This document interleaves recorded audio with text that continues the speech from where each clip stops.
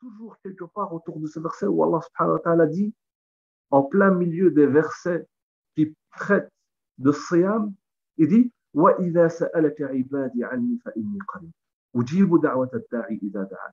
Lorsque mon serviteur t'interroge quant à moi, qu'il sache que je suis proche, j'exauce ses invocations. Ce verset-là est venu en plein milieu des versets qui parlent de Siyam. Et vous savez que Siyam, lorsque vous revenez, je vous invite à revoir cette partie-là dans Surat al-Baqarah qui est autour du verset 180, 180 dans ces eaux-là. Euh, Méditez et regardez comment Allah subhanahu wa ta'ala parle de Siyam.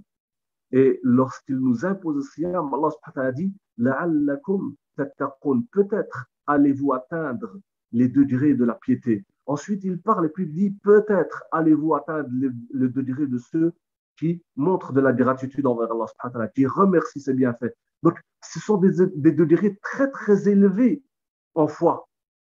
Et lorsque nous sommes susceptibles d'être dans un état d'esprit dans lequel nous pouvons atteindre de tels degrés de foi, il est propice de parler de dua.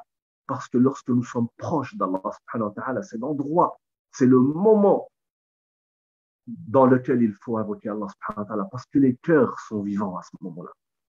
Et c'est là que, bi'idhnillahi azza wa jal, dans cette proximité d'Allah subhanahu wa ta'ala, nous pouvons espérer qu'Allah subhanahu wa ta'ala exauce nos invocations. Nous pouvons retrouver ça là également, lorsque le Nabi alayhi sallam nous enseigne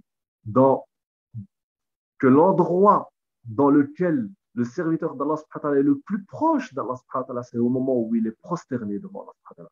Et c'est là que le prophète sallallahu alayhi wa sallam nous invite encore une fois.